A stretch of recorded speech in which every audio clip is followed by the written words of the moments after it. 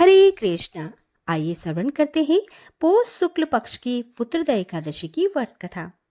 पौष मास के शुक्ल पक्ष की इस एकादशी का व्रत निसंतान को भी सुंदर पुत्र प्रदान करने में समर्थ है। संतान प्राप्ति और उनकी रक्षा की व प्रगति के लिए प्रत्येक नर नारी को यह व्रत करना चाहिए। आज सुदर्शन चक्रधारी भगवान विष्णु की पूजा की जाती है। युधिष्ठिर ने पूछा, हे भगवान, कृपया करके आप मुझे ये बतलाइए कि पौष शुक्ल एकादशी का नाम क्या है, उसकी विधि क्या है और उसके कौन से देवता की पूजा की जाती है। भगवान श्री कृष्ण बोले, हे राजन, इस एकादशी का नाम पुत्रदा एकादशी है। इसमें भगवान नारायण की पूजा की जाती है। तीनों लोकों में पुत्रदा एकादशी के समान कोई दूसरा व्रत नहीं है। इसके पुण्य से मनुष्य तपस्वी, विद्वान और लक्ष्मीवान होता है। अब मैं तुम्हें इसकी कथा कहता हूँ, सो ध्यानपूर्वक सुनो। भद्रावती नामक नगरी में सुकेतु नाम का एक राजा राज्य करता था। उसके कोई पुत्र नहीं था। उसकी स्त्री का नाम शैव्या था। वह निपुती होने के कारण सदैव चिंतित रहा करती थी। राजा के पितर भी रो रो कर पिंड लिया करते थे और सोचा करते थे कि इसके बाद हमें कौन पिंडदान देगा। राजा को पुत्रहीन होने के कारण भाई, बांधव, धन, हाथी, घोड़े, राज्य और मंत्री सब कुछ होने पर भी संतोष नहीं होता था। वह सदैव यही विचार करता था कि मेरे मरने के बाद मुझे पिंड कौन दान देगा। बिना पुत्र के पितरों का और देवताओं का ऋण मैं कैसे चुका सकूंगा।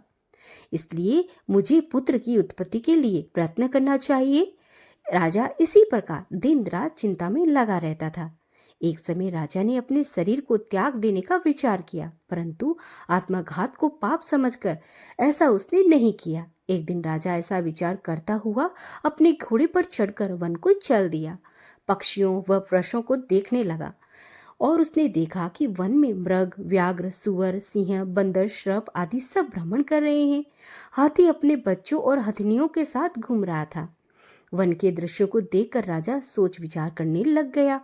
इसी प्रकार दोपहर बीत गई और वह सोचने लगा कि मैंने कई यज्ञ किए, ब्राह्मणों को स्वादिष्ट भोजन से तृप्त भी किया है, फिर भी मुझे यह दुख क्यों हो रहा है?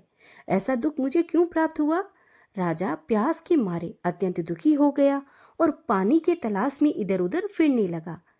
थोड़ी दूर जाने पर राजा ने एक सरोवर देखा। उस सरोवर में कमल खेल रहे थे तथा सारस, हंस आदि विहार कर रहे थे। उस सरोवर के चारों तरफ मुनियों के आश्रम बने हुए थे।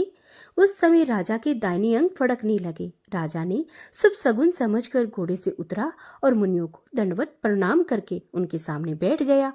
राजा को देखकर मुनियों ने कहा, हे राजन, मैं तुमसे अत्यंत ही प्रसन्न हूँ, अपनी इच्छा कहो। राजा ने उनसे पूछा कि महाराज, आप कौन हैं और किस लिए यहाँ आए हैं, सो कहिए। मुनि बोले, हे राजन, आज संतान देने वाली पुत्रदा एकादशी है। हम लोग विश्वदेव हैं और इस सरोवर में स्नान करने के लिए यहाँ पर आए हैं। इस पर राजा कहने लगा कि महाराज, मेरी भी कोई संतान नहीं है। यदि आप मुझ पर प्रसन्न हैं तो एक पुत्र का वरदान दीजिए। मुनि बोले, हे राजन, आज पुत्रदा एकादशी है, आप इसका व्रत करें। भगवान की कृपा से अवश्य ही आपके पुत्र होगा। मुनि के ऐसे वचनों को सुनकर राजा ने एकादशी का व्रत किया और द्वादशी को उसका पारण किया। इसके पश्चात मुनियों को प्रणाम करके राजा ने अपने महल को चल दिया। कुछ समय के पश्चात रानी ने गर्भ धारण किया और 9 महीने के पश्चात उनको एक पुत्र हुआ। वह आगे चलकर अत्यंत ही सूरवीर, धनवान, यशस्वी तथा प्रजापालक राजा हुआ। भगवान श्री कृष्ण बोले कि हे राजन, पुत्र की प्राप्ति के लिए पुत्रदा एकादशी का व्रत अवश्य करना चाहिए। जो मनुष्य इसके महात्म को सुनता या पढ़ता है, उसको अंत में स्वर्ग की प्राप्ति होती है। तो भक्तों, यहाँ पर पुत्रदा एकादशी की व्रत कथा का समापन होता है।